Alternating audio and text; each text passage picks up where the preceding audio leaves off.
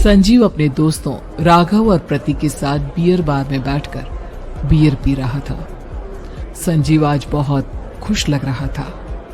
अरे यार, आज की पार्टी में तो मजा आ गया। तुम दोनों दोस्तों के साथ तो मेरी जिंदगी इतनी अच्छी है कि क्या बताऊं कितनी अच्छी है। अरे भाई, अब दोस्ती की है तो जीना मरना सब साथ में। हाँ अरे यार सुनो, जल्दी से एक बियर और ऑर्डर करते हैं ना, एक आखिरी, और उसके बाद ये जश्न यहीं खत्म हो जाएगा। अरे हाँ, क्यों नहीं। वेटर, जल्दी से 2 बियर की बोतल लेकर आओ। आज मेरे दोस्तों को जश्न मनाना है, क्यों? इतने में वहां पर एक बहुत सुंदर लड़की छोटे छोटे कपड़े पहनकर हाथ में बियर की बोतल लेकर उसके पास आती है। ये लीजिए, आपने बियर ऑर्डर की थी ना, मैं लेकर आ गई। क्या बात है यार, इस बार की वेटर तो बड़ी सुंदर है। अब बियर लेकर आई हो तो अपने हाथों से ही पिला दो ना। हाँ, क्यों नहीं। जैसा आप बोलोगे मैं वैसा ही करूँगी। क्या बात है यार, अब तो लगता है रोज यहीं आना पड़ेगा। उसके बाद वो लड़की उन तीनों को बियर सर्व कर देती है। पार्टी करने के बाद वो तीनों अपने अपने घर जाते हैं। प्रतीक, संजीव और राघव को उनके घर छोड़कर जैसे ही अकेला अपनी कार में आकर बैठता है तो अचानक उसे एहसास होता है जैसे उसकी कार की पीछे वाली सीट पर कोई बैठा हुआ है। वो तुरंत पीछे मुड़कर देखता है। तुम यहाँ क्या कर रही हो? और तुम मेरी कार में कब आई? अरे तुम तो बार में वेटर थी ना। बस ऐसे ही मेरा दिल कर रहा था आपके साथ आपके घर चलने का, इसलिए मैं आपके साथ चली आई। अरे लेकिन तुम मेरी कार में आई कब? अभी कुछ देर पहले तो यहाँ पर मेरे दोस्त बैठे हुए थे। प्रतीक के इतना बोलते ही उस लड़के का चेहरा खतरनाक तरीके से बदल जाता है। उसकी आंखें पत्थर की तरह सफेद और पूरे शरीर पर नीली नीली नसें उभर आती है। गाड़ी चलाओ, पूरी स्पीड में चलाओ, और अगर तुमने गाड़ी रोकने की कोशिश भी की तो मुझसे बुरा कोई नहीं होगा। डर की वजह से प्रतीक के पसीने छूटने लगते हैं। उसका शरीर बुरी तरह से कांप रहा था।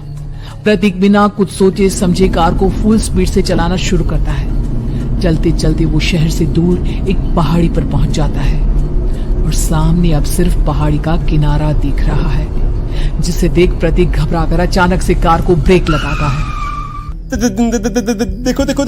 देखो, मुझे छोड़ दो मुझे। अगर मैंने गाड़ी जरा सी भी आगे बढ़ाई तो हम दोनों नीचे गिरकर मर जाएंगे। ये तो तुम्हें पहले सोचना चाहिए था ना। अब कुछ नहीं हो सकता।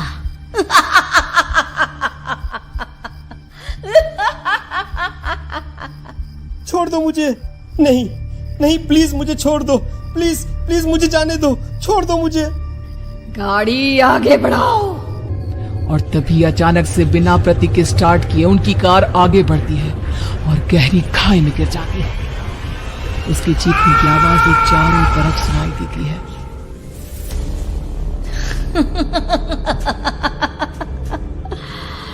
तुझे मारकर मेरे कलेजे में जल रही आग को थोड़ी शांति तो मिल गई, लेकिन अभी ये कहानी खत्म नहीं हुई।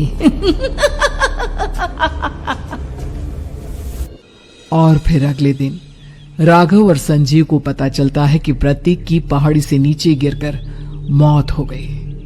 अरे कल रात की तो बात है यार, हम सब बैठकर पार्टी कर रहे थे, लेकिन मेरी एक बात समझ में नहीं आ रही। राघव शहर से इतना बाहर उस पहाड़ी पर इतनी रात को क्या करने गया था?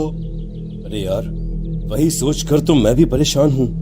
हम दोनों को छोड़ने के बाद तो वो सीधा अपने घर जाने वाला था, और वो आत्महत्या क्यों करेगा भाई? कल रात तक वो कितना खुश था, हमारे साथ सेलिब्रेट कर रहा था। हाँ, लेकिन पुलिस ने तो यही कहा है कि प्रतीक ने अपनी कार को जानबूझकर पहाड़ी से नीचे गिरा दिया और आत्महत्या कर ली। अरे यार संजीव, मेरी तो कुछ भी समझ में नहीं आ रहा है। चल ठीक है, अब मैं अपने घर जाता हूँ। Okay, bye. राघव अपने घर में अकेला था। दोपहर का वक्त था। तभी दरवाजे की घंटी बजी। कौन है? अरे 1 मिनट रुको, अभी आता हूँ।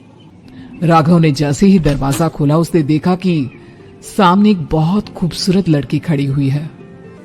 कौन है आप और यहाँ किससे मिलने आई है? देखिए ना, बाहर बारिश शुरू हो गई थी, मेरी गाड़ी खराब हो गई है। आपका घर नजर आया तो सोचा कुछ हेल्प ले लेती हूँ। क्यों नहीं, आइए ना, आइए आइए। मेरे कपड़े पूरे भीग चुके हैं, क्या आपके पास टॉवल मिलेगा प्लीज? राघव अपने बाथरूम से एक टॉवल लाकर उस लड़की को देता है। Thank you so much. अब मैं चलती हूँ।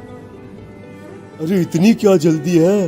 आप चाहे तो बारिश रुकने तक यहाँ पर रुक सकती हैं। हाँ।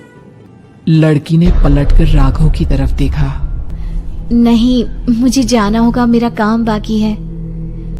और वो वहां से चली गई। उस लड़की के जाने के बाद राघव अपने बाथरूम में नहाने के लिए गया और जैसे ही उसने बाथरूम में देखा तो उसका टॉवल वहीं पर लटका हुआ था। उसने टॉवल हाथ में लिया तो देखा कि उसका पूरा टॉवल खून के धब्बों से सना हुआ है। अरे अरे ये क्या? ये टॉवल तो मैंने उस लड़की को दे दिया था। ये वापस मेरे बाथरूम में कैसे आ गया? और इस पर ये खून के धब्बे कहां से आ गए? राघव ने आईने में देखा तो उसकी गर्दन पर एक बड़ा सा चाकू का कट लगा हुआ था जिससे खून बह रहा था, जिसे देख राघव के होश उड़ गए। हाँ, अरे ये क्या? मेरी गर्दन इतनी ज्यादा कटी हुई है और मुझे दर्द भी नहीं हो रहा है। ये क्या हो रहा है मेरे साथ? राघव घबराकर बाथरूम से बाहर आया और अपना मोबाइल उठाकर उसने संजीव को फोन लगाया। संजीव जल्दी से मेरे पास आ जाओ। मुझे लगता है कुछ बहुत बड़ी गड़बड़ है, जल्दी आ जाओ। उधर से आवाज आई लेकिन वो आवाज संजीव की नहीं बल्कि एक लड़की की थी। कुछ अजीब नहीं हुआ है, बस तुम्हारी मौत तुमसे मिलने आई थी और तुम्हें मार कर चली गई। अब तुम इस दुनिया का हिस्सा नहीं हो राघव, इसलिए तुम्हें अपनी गर्दन के कटने का दर्द भी महसूस नहीं हो रहा। नहीं, ऐसा नहीं हो सकता, ऐसा नहीं हो सकता। कौन हो तुम? तुम्हारी मौत। अब संजीव के पास खबर पहुंचती है कि राघव ने अपने ही घर में चाकू से गर्दन काटकर आत्महत्या कर ली। ये सुनने के बाद संजीव के होश उड़ गए। वो पसीने से तरपतर हो गया और एक अनजाना डर अब उसके दिल को सताने लगा। संजीव के साथ ही उसका एक छोटा भाई राजीव भी रहा करता था। अपने भाई को इस तरह परेशान देखकर राजीव उसके पास आया। अरे भैया, क्या हुआ भैया? आप इतने घबराए हुए क्यों लग रहे हैं? प्रतीक और राघव की मौत, मेरा मतलब मेरी कुछ समझ में नहीं आ रहा भाई। अचानक से मेरे दोनों दोस्तों ने आत्महत्या क्यों कर ली?